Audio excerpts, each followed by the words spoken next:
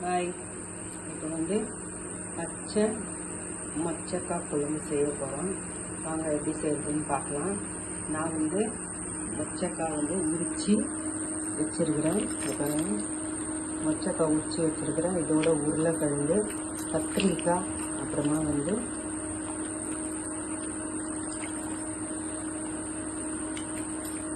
கத்திரிக்காய், உருளைக்கிழங்கு, அதுக்கப்புறம் வந்து சீமை பருணக்காய் இது போட்டிருக்கிறேன். இது வந்து ஏன்னா கத்திரிக்காய் சரியில்லைன்ட்டு, ஆனால் இங்கே வந்து சீமை பருணக்காய் சொல்கிறாங்க, அது போட்டிருக்கிறேன். அதோடு சேர்த்து எல்லாமே ஒன்றாவே வச்சுருக்கிறேன்.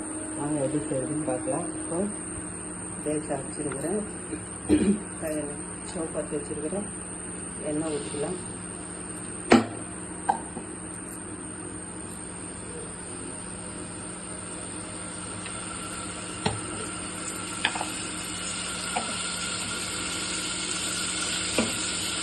சாமியும் கடுகு போட்டுக்கலாம்.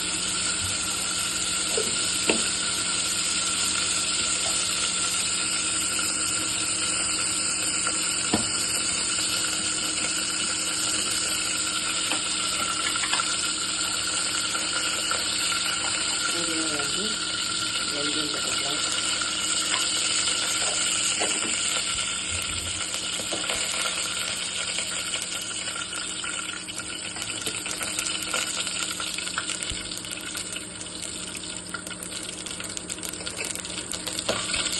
கடுகு நல்லா பொரிச்சு இப்போ வந்து வெங்காயம் போடணும்.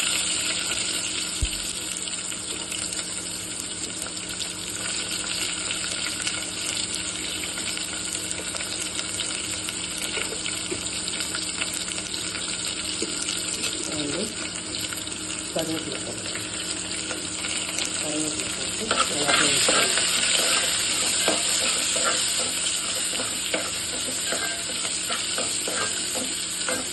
எல்லாத்தையும் நல்லா வதங்கிட்டோம். வதங்கினதுக்கப்புறம் இஞ்சி பூண்டு பேஸ்ட் போட்டுக்கலாம்.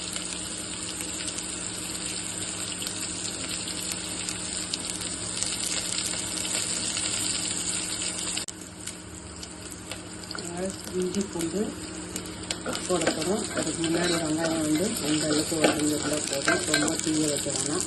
இந்த அளவில் இருந்தால் போதும். இப்போ வந்து நம்ம இஞ்சி பூண்டு பேஸ்ட் போட்டு இஞ்சி பூண்டு பேஸ்ட் போட்டு அதுவும் நல்லா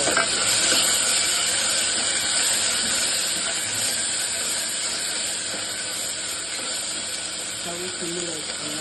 ஃபாஸ்ட்டாக வச்சுக்கோங்க. தூங்கி போயிடும். சிம்மில் வச்சுட்டு இதையும் இஞ்சி பூண்டு போட்டு நல்லா பச்சை வாசனை போகிற வரலாம் வதக்கிக்கலாம். இது நல்லா வதங்கிக்கணும். இப்போ வந்து இஞ்சி பூண்டு நல்லா வதங்கிடுச்சு. இந்த டைமில் நம்ம அரைச்சி வச்சுருக்கிற தக்காளியே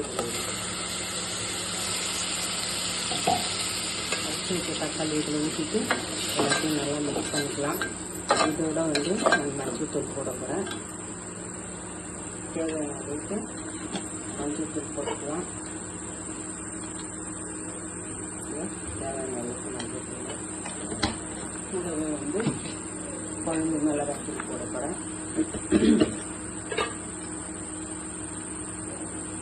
இதை வந்து குழம்பு மிளகாய் தூள் போட போகிறேன். நீங்கள் உங்கள் காரத்துக்கு எப்படி வேணுமோ அப்படி போட்டுக்கோங்க. எங்கள் தூளில் போடுமானது அதுதான் நான் போட்டுக்கிறேன். இப்போ எல்லாத்தையும் வந்து நல்லா மிக்ஸ் பண்ணிவிட்டு இந்த தக்காளி பச்சை வாசனை போகிற வரலும் இதை கொதிக்க வைக்கலாம்.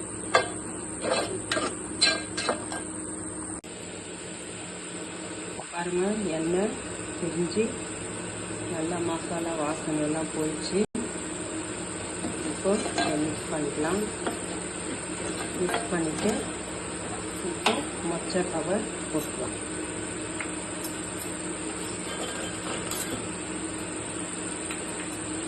எல்லாத்தையுமே ஒன்றா போட்டுக்கலாம். இப்போ கட் பண்ணி வச்சுது மொச்சக்காய், கத்திரிக்காய் எல்லாமே ஒன்றா போட்டு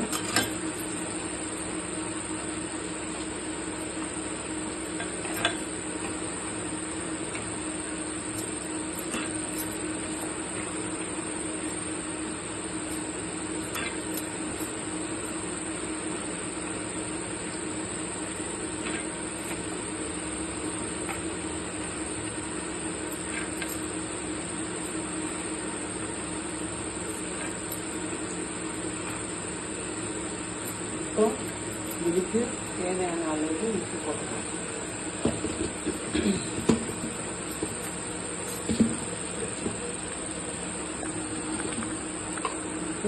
தேவையான அளவு தேவையான அளவு உப்பு போட்டுக்கலாம்.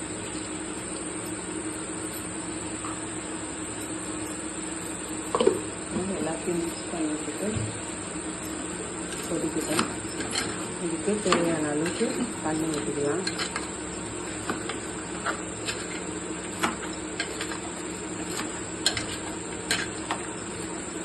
இப்போ இதுக்கு தேவையான அளவுக்கு தண்ணி ஊற்றிக்கலாம். இப்போ இதுக்கு தேவையான அளவுக்கு தண்ணி ஊற்றிக்கலாம்.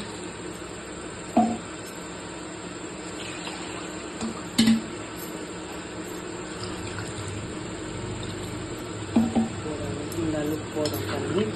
இப்போ இது நல்லா கொதிக்கிட்டோம். லாஸ்டில் வந்து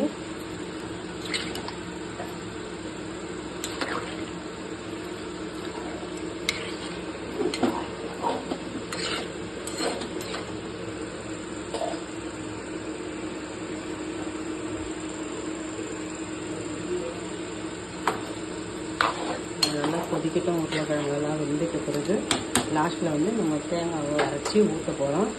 அரைச்சிட்டு இதோட புளி கொஞ்சம் லைட்டாக கரைச்சி ஊற்ற போகிறோம். இப்போ கொதிக்கட்டும், அதுக்கப்புறம் காமிக்கிறோம். இப்போ பாருங்கள், குழம்பு நல்லா கொதிக்குது. இந்த டைமில் வந்து நம்ம அரைச்சி வச்ச தேங்காவை ஊற்றிக்கலாம்.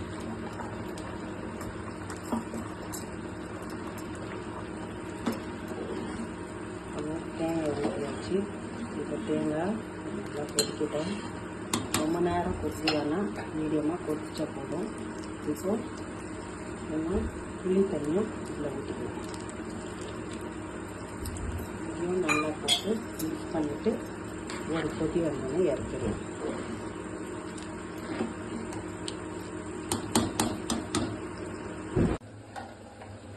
பாருங்கள், சுட சுட மொச்சக்காய் குழம்பு ரெடி ஆயிடுச்சு.